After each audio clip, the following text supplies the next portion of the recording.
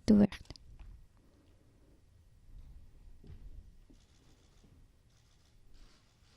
Please be seated. Veuillez vous asseoir.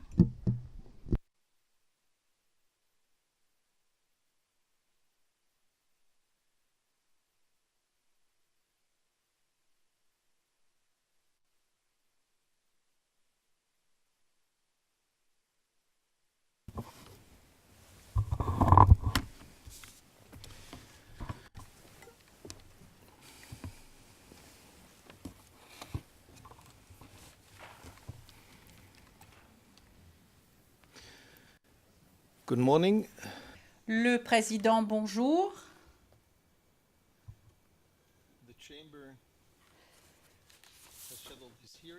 La Chambre a convoqué cette audience de manière à vous faire part de la décision en ce qui concerne la requête de la défense de Laurent Gbagbo afin qu'un jugement d'acquittement Soit prononcé en faveur de Laurent Gbagbo et que sa mise en liberté immédiate soit ordonnée.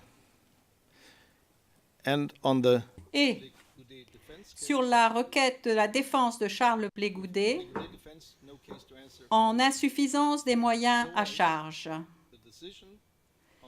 et décision relative aux demandes de mise en liberté provisoire consécutive à l'audience tenue par la Chambre au sujet du maintien en détention des accusés. The majority of Trial Chamber 1 La majorité des juges de la Chambre de première instance 1, Madame la juge Herrera Carbucha étant en désaccord, rappelle ce qui suit.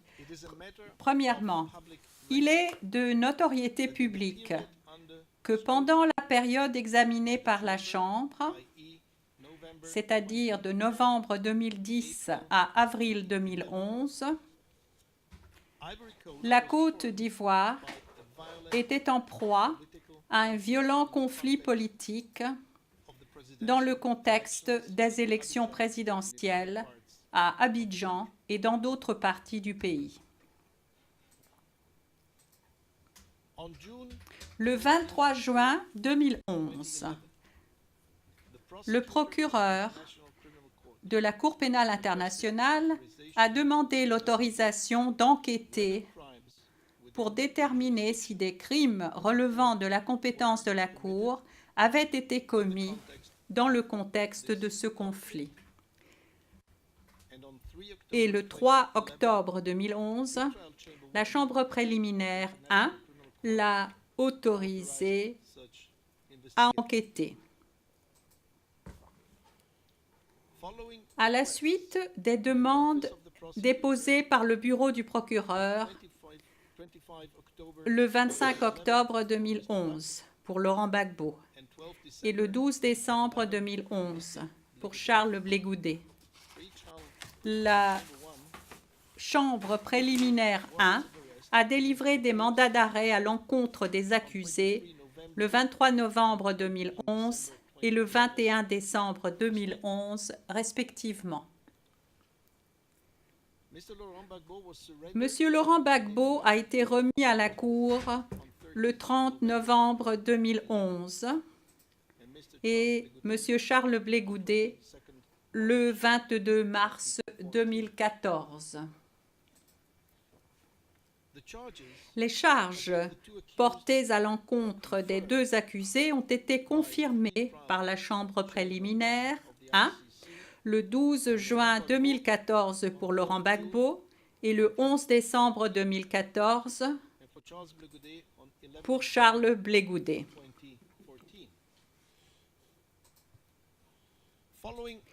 Après la jonction des deux instances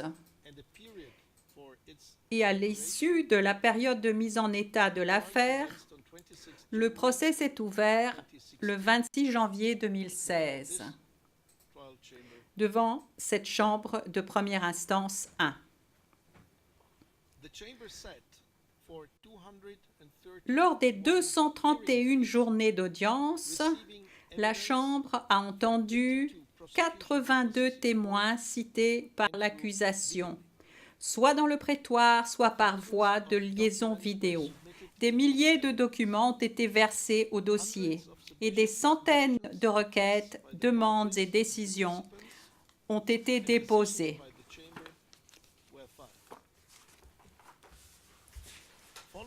À la fin de la présentation des moyens du procureur, la Chambre a été saisie de demandes d'acquittement et de mise en liberté immédiate des deux accusés. Avant de statuer sur ces demandes, la Chambre a convoqué une audience pour que soit débattue la question du maintien en détention des accusés le 13 décembre 2018. Lors de cette audience, les deux accusés ont demandé à être mis en liberté avec ou sans condition.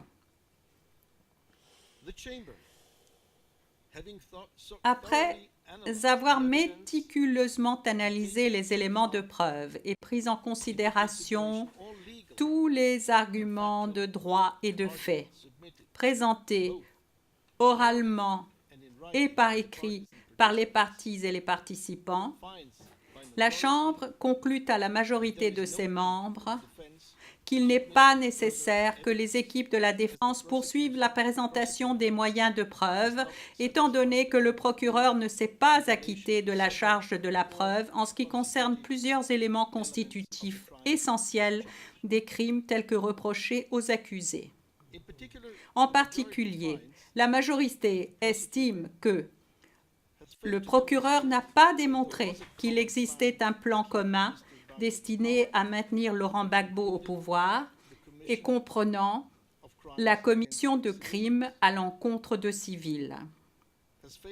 Le procureur n'a pas étayé l'allégation d'existence d'une politique ayant pour but d'attaquer une population civile sur la base des modes opératoires récurrents auxquels auraient répondu les violences et des autres éléments de preuve indirects cités à l'appui de cette allégation, n'a pas démontré que les crimes tels qu'allégués dans les charges ont été commis en application ou dans la poursuite de la politique d'un État ou d'une organisation ayant pour but d'attaquer la population civile, n'a pas démontré que les discours prononcés en public par Laurent Gbagbo ou Charles Blé Goudet étaient constitutifs du fait d'ordonner, solliciter ou encourager la commission des crimes allégués, ni que l'un ou l'autre des accusés a contribué en connaissance de cause ou intentionnellement à la commission de tels crimes.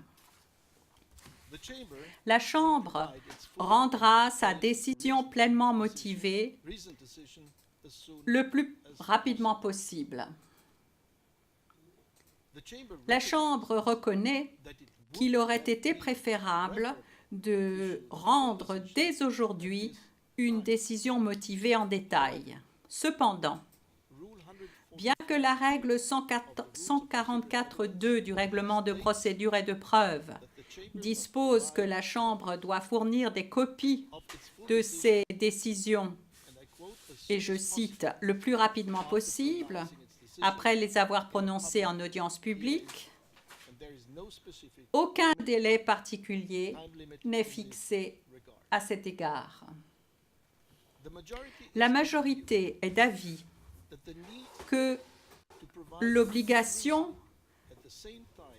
que le statut 21.3 du statut de Rome impose à la Chambre d'interpréter et d'appliquer le dit statut d'une manière compatible avec les droits de l'homme internationalement reconnus l'emporte sur l'exigence de livrer des motifs pleinement détaillés au moment du prononcé de la décision.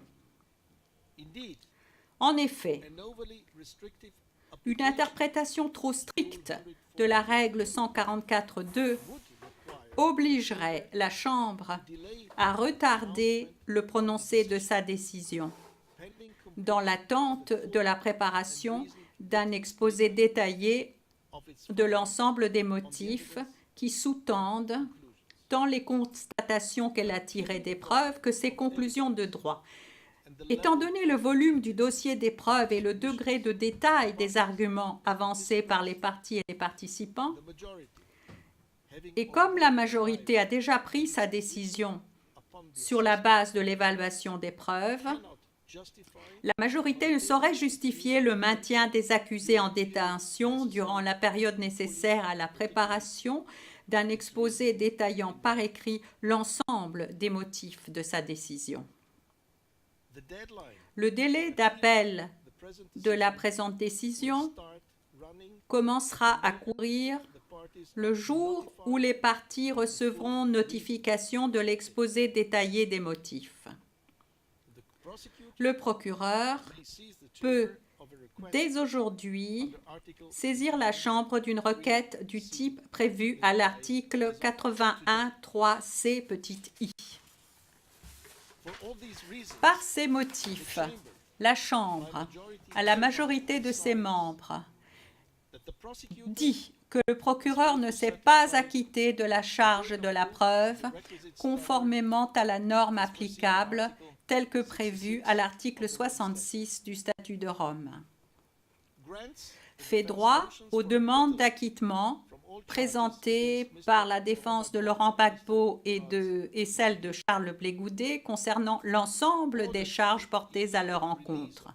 Ordonne la mise en liberté immédiate des deux accusés conformément à l'article 81.3c du statut. Non, s'il vous plaît, non, non.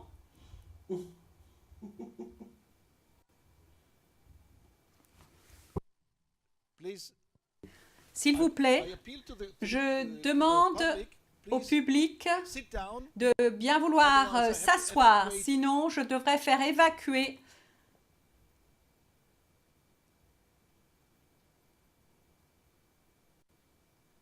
la galerie.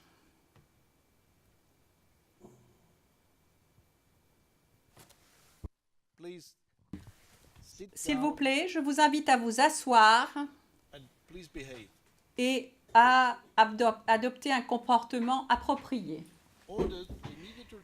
Ordonne la mise en liberté immédiate des deux accusés conformément à l'article 81.3c du statut sous réserve de toute demande que le procureur pourrait introduire en vertu de l'alinéa i de ce même article.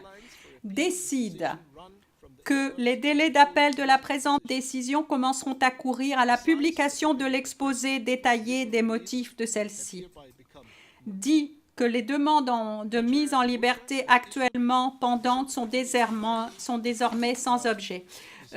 Madame le juge Herrera Carbucha a déposé par écrit une opinion dissidente. Ainsi se conclut la décision orale de la Chambre.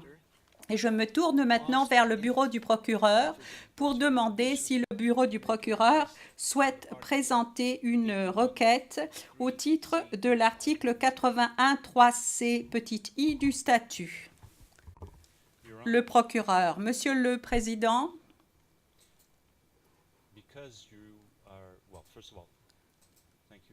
je tiens d'abord à vous remercier de me donner la parole. Nous prenons note de votre résumé oral ce matin.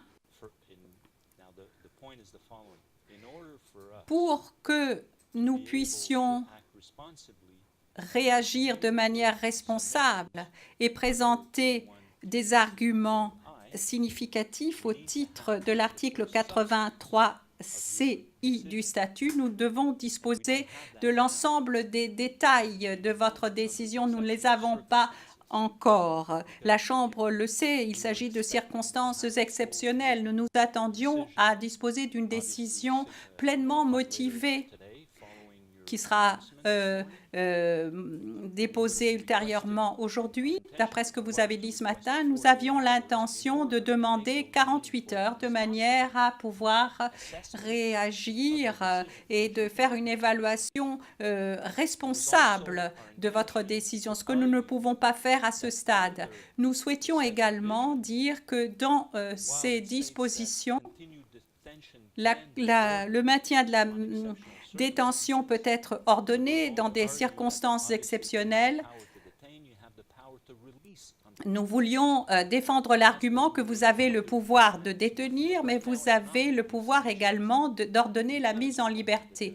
C'est ce que nous allions développer ce matin, mais étant donné que nous n'avons pas la décision pleinement motivée, la décision complète, nous ne pouvons pas le faire ce matin. Nous allons maintenant vous demander une suspension de 30 minutes pour que nous puissions évaluer les possibilités qui s'offrent à nous en matière de procédure, à la lumière du fait que la décision complète n'est pas disponible à ce stade.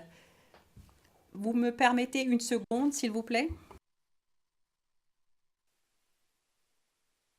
I think, Your Honors, it would be wise. L'accusation, Monsieur le Président, nous comprenons qu'il y a une opinion dissidente qui sera rendue disponible plus tard dans la journée. Le Président, je voudrais réagir. J'ai simplement demandé si vous alliez présenter une requête en vertu de l'article 81 et la Chambre est prête à attendre jusqu'à demain matin 10 heures. Laissez-moi finir. Vous pourriez dire oui et puis demain revenir sur cette requête. Vous auriez donc jusqu'à demain 10 heures pour réfléchir à ce qui s'offre à vous. L'accusation, nous acceptons de nous retrouver demain matin à 10 heures. Le Président, mais ma question est la suivante. Est-ce que vous voulez utiliser la possibilité qui s'offre à vous à l'article 81.3? L'accusation, oui.